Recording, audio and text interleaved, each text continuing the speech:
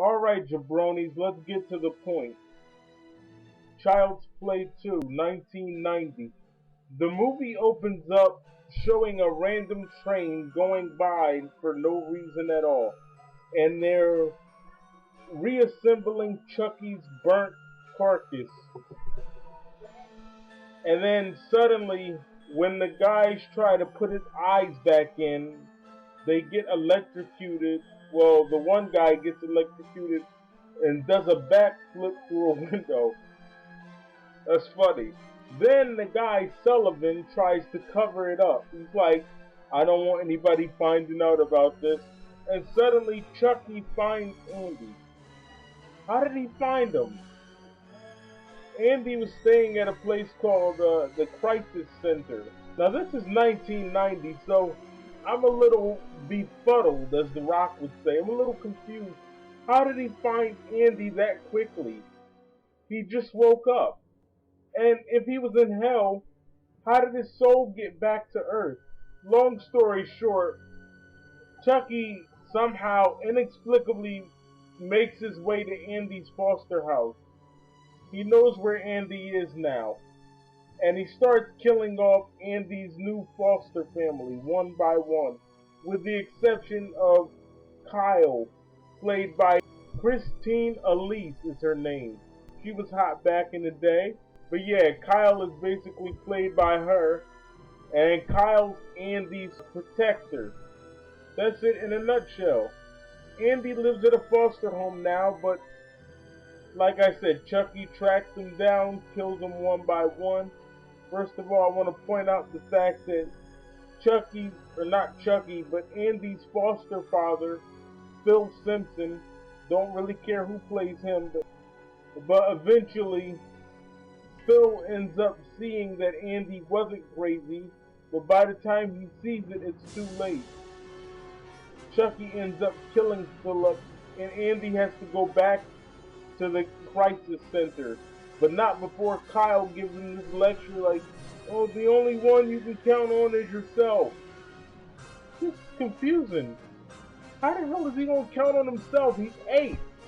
So yeah, you can only count on yourself in life, but not right at this moment.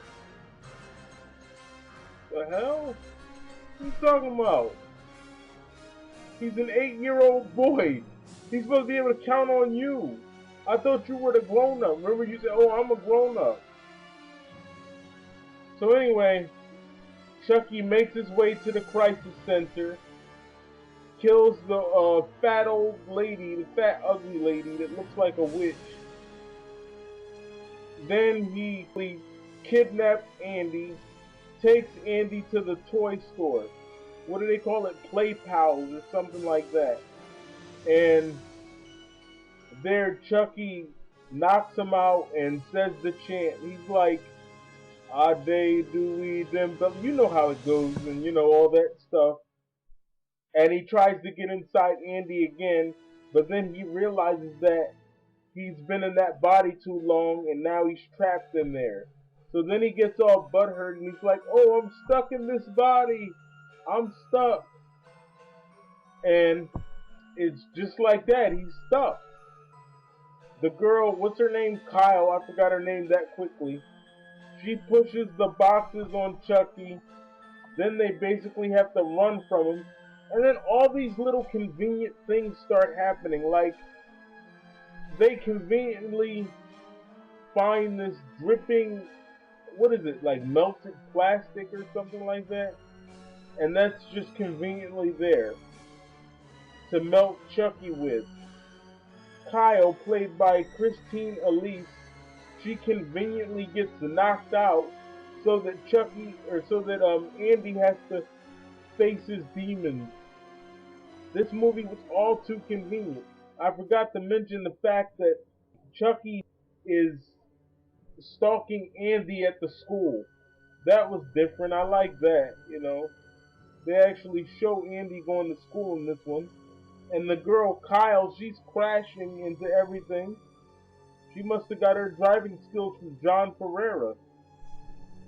Anyways, to make a long story short, they end up cutting Chucky's legs off, and he's crawling, and he's like, I'm gonna kill you, Andy. I'm gonna kill you. And then, like I said, Andy conveniently is able to get the melted plastic, and he hits the switch, and it drips all over Chucky, and Chucky's like all gooey and disgusting. And then when he wakes up, he's growling. He's like, "Arr, arr," and I'm like, give it up. You don't even have legs anymore. Even if you could get to Andy, how are you gonna reach him? You can't even walk to get to him. Chucky is melted. He's like a big ugly mess. My producer pointed out the fact that why was Chucky trying to kill Andy in the first place? He couldn't get into him because he had been in there too long. I think that's what she was talking about. Yeah, it's a good point. Why would you try to kill him? You can't even use his body no more, so that was redundant. I guess he just wanted to kill him for the heck of it. Just for the sake of killing him. So they take this, see, this is what I'm saying. Too many conveniences.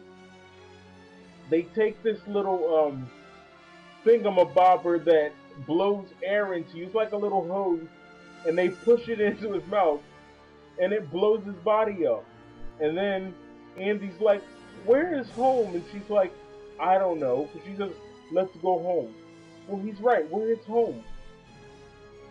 What kind of adult are you? You smoke, you have premarital relations, and you can't even take care of a kid. He was better off in that military school in part 3. Anyway, so Chucky dies again until Child's Play 3. But that's another story for another day. I'm the Michael Myers fanatic. This has been Child's Play 2 from 1990. I approve this message. I'm gonna do all the movies, including The Curse of Chucky. Thank you very much.